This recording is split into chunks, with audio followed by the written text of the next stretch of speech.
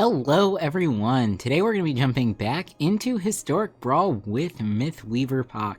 This 4-mana creature has a power and toughness that are equal to the number of lands we control, and an additional ability here where whenever one or more non-token lands enter the battlefield under our control, we get to conjure a duplicate onto the battlefield. Now this can only trigger once each turn, but keep in mind there is our turn and our opponent's turn, so if we can get lands onto the battlefield during our opponent's turn, this is actually going to be even more value for us. Now the goal of the deck is going to be fairly straightforward. It's going to be to get our commander as big as possible and ramp a whole bunch with his ability, so that way we can either win through combat damage with him or through a bunch of very large and expensive game-ending cards. Now, I do have the deck list down in the description, so make sure you take a look if you're curious about any of the cards we don't go over here, but I'm going to give you a brief overview of what we're trying to do here. Down here in this first column, I've consolidated a lot of our prime ramp pieces. So things like Arboreal Grazer and Kami of the Bamboo Groves in the early game are going to be great for hitting those extra land drops and getting up to being able to cast our commander very quickly. We also have Delighted Halfling to get around counter spells, and other 1-mana ramp options like the Elvish Mystic and the Utopia Sprawl, which is pretty good. Now we do have a lot of cards that are going to find us additional lands or ramp us in other ways as well. Some of the highlights here, though, are ones that are going to put more than one land into play. So like Entish Restoration here is actually really good. We do sacrifice a land, but we search for up to 2 basic land cards and put them onto the battlefield tapped. Now we can do this at instant speed as well, so we can actually get the duplication trigger on our opponent's turn. As an additional added bonus for us with this particular card, if we control a creature with power 4 or greater, we get to search for 3 basic lands instead, so that's really strong for us. Harrow does a very similar thing where it's 2 at instant speed, so you gotta love that, really giving us that opportunity to get more and more lands, especially during our opponent's turn. Again, interacting on our opponent's turn is not something that green normally does, but here we actually get a little bit of extra value out of it. In this middle column, we've got just some utility options for us. We have removal with Blizzard Brawl. Bushwhack can either get us a basic land or fight a creature, so that's going to be really good. Shadow Spear is really strong with our commander since he'll be growing bigger and bigger over the course of the game. Up the Beanstalk can give us a lot of value since we don't really have a ton of card draw in this deck. Swiftfoot Boots to protect our commander. And the Trailblazer's Boots here just for some additional threatening power against non-monocolored decks or decks that run non-basic lands. So even monocolored decks can run those. Nissa is going to be great for us. There are a couple of elves that we can get with her, but that's not the main point of value here. We're really using her similarly to a Lotus Cobra to get the extra mana. Scute Swarm can get out of control really fast with all of our lands entering the battlefield. Augur of Autumn will eventually let us cast creature spells from the top of our library, which will be really good. And then Selvala is really strong for us as well. A lot of our creatures in the high mana value range are going to be the greatest power on the board, and if not, our commander certainly will be very large when we're recasting him, so that gives us good card draw potential. And additionally, for 1 mana, we get to tap and add X mana in a combination of colors, where X is the greatest power among creatures we control. And we already know that our commander is going to be getting bigger and bigger based on the number of lands we have, so we're essentially doubling our mana this way, which is really powerful. Tribute to the World Tree gives us some card draw or some +1/+1 counters depending on the situation, Mithril Coat to protect the commander, and then Conduit of Worlds giving us some extra value out of our graveyard, and of course letting us replay some lands since we do have things like Fabled Passage that will be going to the graveyard. Same thing with Cabaretti Courtyard and Broker's Hideout. Now this last column here is just some of the larger creatures that are really fun to get out onto the battlefield. These are some of the big threats of the deck. Ashaya is actually really cool, turning our non-token creatures into lands. Synergizes really well with our commander. And then over here, Osier Kalsum is actually really good, since when he dies, he comes back as a land, and that land can in fact get duplicated by our commander with the Conjuring a Duplicate. Vorinclex will find us some additional forests to play and also flips into a great enchantment. Primeval Titan is really good in this deck also, since it does let us search for up to 2 land cards, And keep in mind, if these lands enter the battlefield at the same time, and our commander can trigger, we will duplicate both of them, so that's potential for 4 lands. God Pharaoh's Statue, making things harder for our opponent, Immortal Sun, turning off Planeswalkers, and giving us extra card draw, which is really good. Beanstalk Giant will be a growing threat over the course of the game. Cultivator Colossus, also really strong for us. Titan of Industry is a good late game play. We also have Nissa, who will be benefiting from all of our doubled forests, and potentially letting us swing out for a huge number. Additionally, some other cards to talk about. The Skullspore Nexus becomes really strong with our commander, since we're going to have our commander getting larger and larger over the course of the game. Sundering Titan is actually really good as well. We may only have to destroy one of our own lands, which would be a basic land forest, but more likely than that, we're going to be hitting our opponent for more than that. This is great against multicolored decks. Portal to Phyrexia is really strong, great henge for card draw, and then we do have 2 of the Eldrazi, Ulamog and Emrakul, both of them capable of ending games in their own right. Now, if you guys have been enjoying my content, make sure you subscribe to the channel to stay up to date on my latest videos, and if you do enjoy this video, make sure you give it a like. Let's go ahead and see how this deck does. Alright, up first, we're playing up against the Thassa deck. This looks like a decent hand. I don't mind keeping it. Let's go ahead and play our tap land first.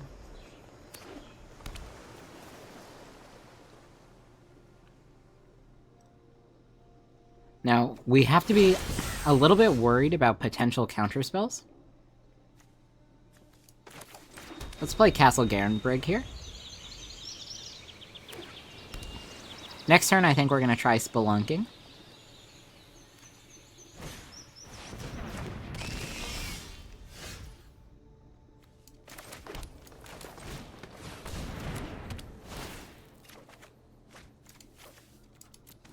Land onto the battlefield, Delighted Halfling.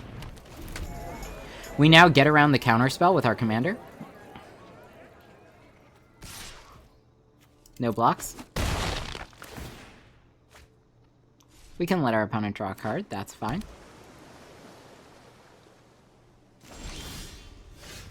Now we Delighted Halfling for green, play out our commander. Then we're going to try and double down on our Windswept Heaths.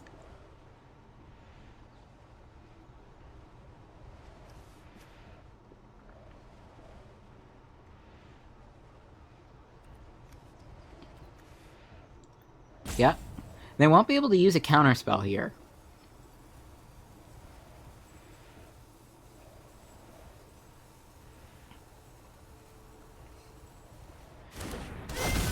Alright, Windswept Heath.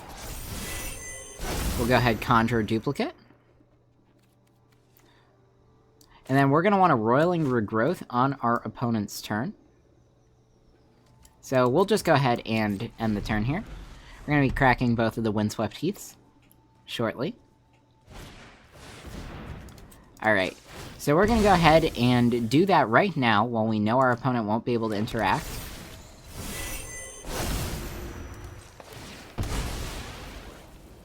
Getting our duplicate land. I actually think we should wait instead there.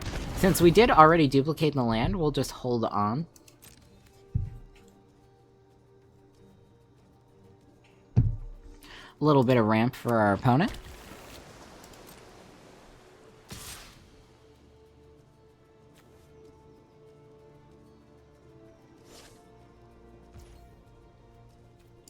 Alright. Now we'll start playing out some of our other spells. Let's go Tribute to the World Tree. And the Skullspore Nexus.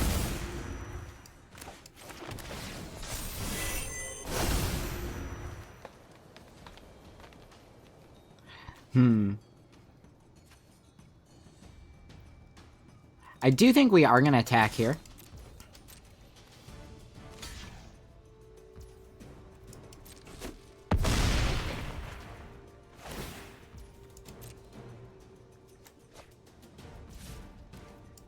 End turn.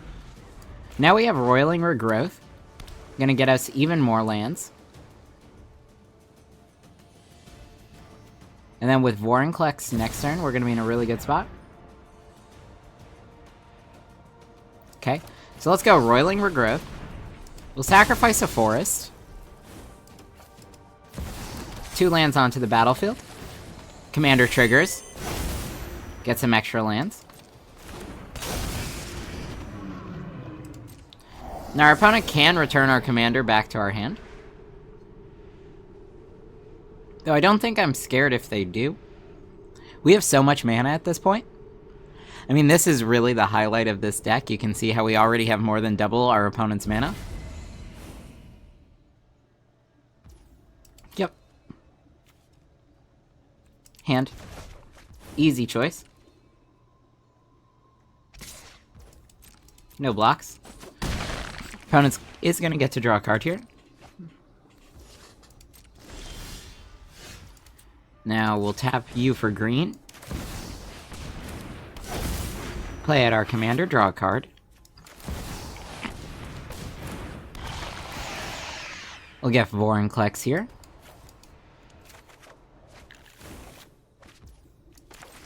Play out a land. Duplicate said land. See. Elvish Mystic.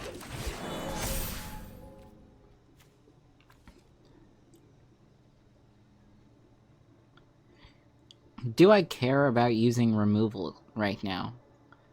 I don't think so. I think we'll just wait. We have big Vorinclex next turn. That's going to be huge. We're also going to be able to flip our other Vorinclex post-combat. That could be strong as well.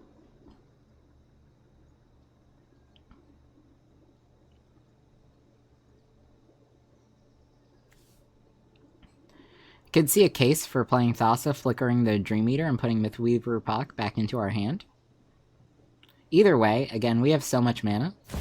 We won't be losing much here.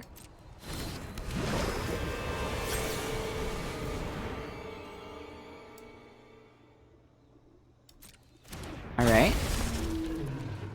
Dragon Turtle. Taps down our commander. That's fine. Maybe they tap down Vorinclex as well.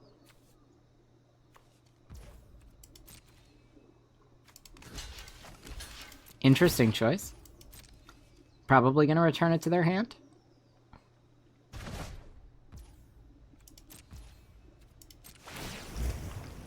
Flicker the Dragon Turtle, maybe? Tap down Vorinclex?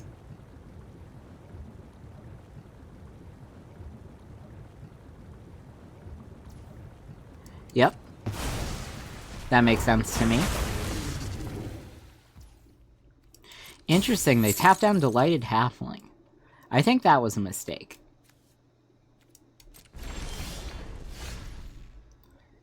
Either way, let's start with our forest here. Duplicate that. We're gonna explore. We can play another land. We'll play out Beseiju. Then let's move to combat. We'll double Vorinclex's power here.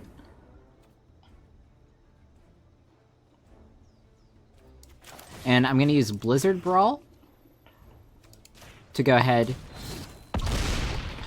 kill the Scholar, move to combat, swing out like this, 13 free damage.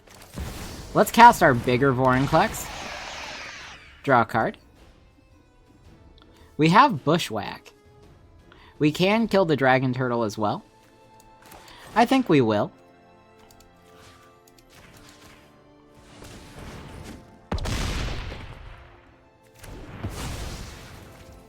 And then we'll use the mansion, and it seems like we've got it. Alright, so here we are going first. This isn't a terrible starting hand, but I do want to see some more lands. So we're going to go with this instead. I do like this more. We'll go ahead and keep this. Turn 1, we can play the Kami. I'll get out a Reliquary Tower, just so that way we have it. Next turn we can settle the Wilds. We do want to play a little bit fast into Feather, If we can get God Pharaoh's statue out pretty quickly, I'd feel good about that.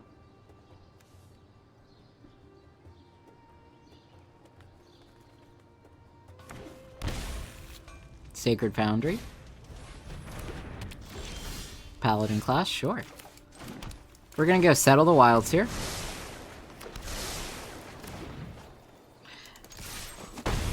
I feel good about this. If we draw another land, our commander would be a pretty good option. Now, we do not draw another land. I am going to play out the Oracle instead. This gives us our land drop. I'll swing with the Kami. It's just some free damage.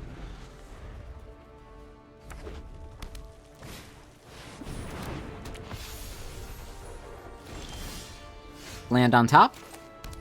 God Pharaoh's statue.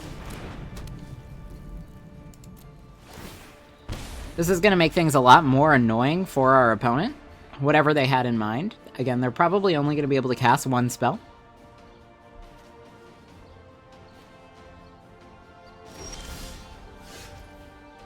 Alright, so now let's get our commander out. Land off the top.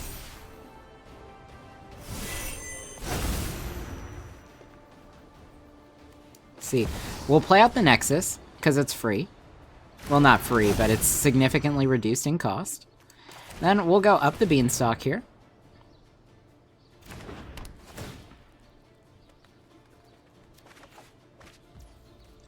Play our second land for turn.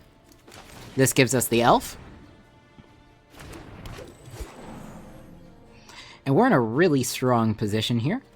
No need to attack. Our commander's already a 9/9. And our opponent doesn't have enough mana to cast anything other than a 1-mana spell. I mean, surely they should.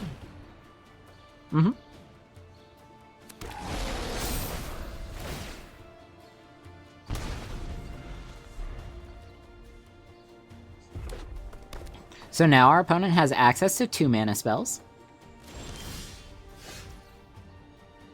Alright, let's think about what we want to do here. I want to save Entish Restoration for our opponent's turn. It's going to cost 4 for us, so we do want to hold on to that. With Sacred Foundry, the boots are going to be really strong. It guarantees contact with our commander. So what I'm actually going to do is, instead of thinking about future turns and things like that, I'm going to go to win the game right now. Yep.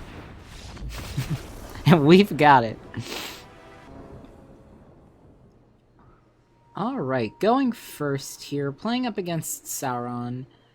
This isn't bad, but I do want to see maybe a little bit more ramp. I like this. Trailblazer's Boots is going to be really strong for us. Let's start with our tap land. Next turn we can explore.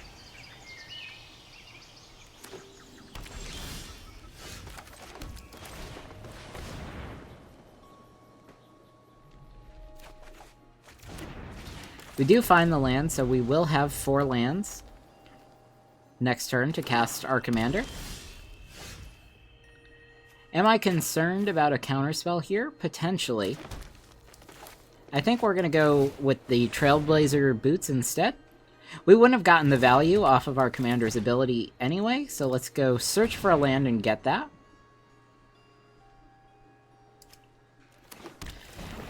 And now next turn we can play our commander, then play a land, and then get that land doubled. Odds are our opponent's gonna actually cast something this turn too. Perfect, yeah. 1 mana, it could be a counterspell, but we're gonna go for it. Let's see, no wash away here. Looks good to me. Equip the boots.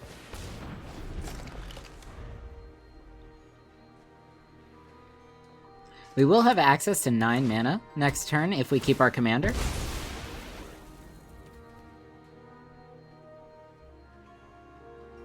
Either way, we can play out Titan, which is going to be really strong. Again, our opponents only have 4 mana. We are significantly ahead of them. Sure, Heartless Act, that's fine. Back in the command zone you go. Now, we could make a case for replaying our commander, and honestly, I kind of like that. And unfortunately with ordering, we'll have to do it like this. We get tribute as well. Pact of Negation? Interesting. Okay, back in the command zone. That's fine by me.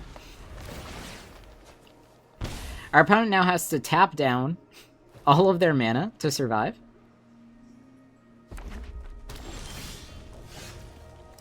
And meanwhile, we'll just replay our commander and get 2 more lands.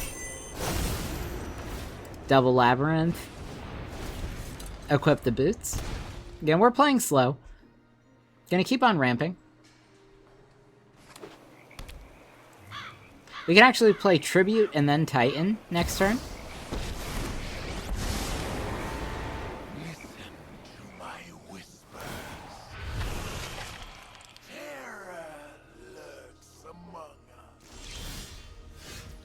Alright, well, let's double our Fabled Passages. Tribute. Let's move to combat. Attack Ashiok here. I do want to get rid of that.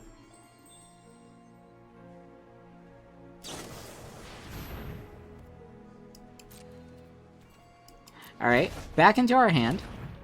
That's fine. Let's go... do we want to replay here? Yeah, we're gonna replay. Draw a card. Activate this ability. Since that's a new instance of our commander, we're gonna get to double that land. And now we can play out Nissa. Untap this forest. We could put the boots back on our commander, but we have plenty of mana. I'm not concerned. We're going to save the other Fabled Passage for our opponent's turn. I'm going to use this right now. We're going to get double forest, because it's a new turn.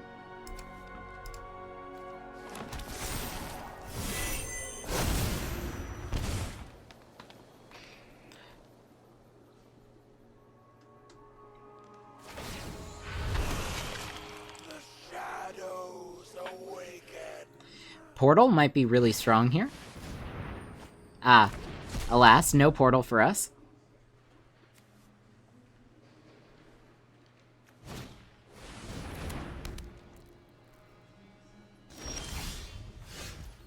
Well, this is going to be really powerful.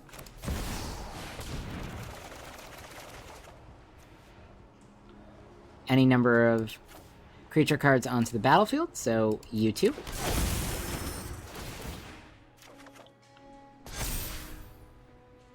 Alright, let's see what else we want to do here.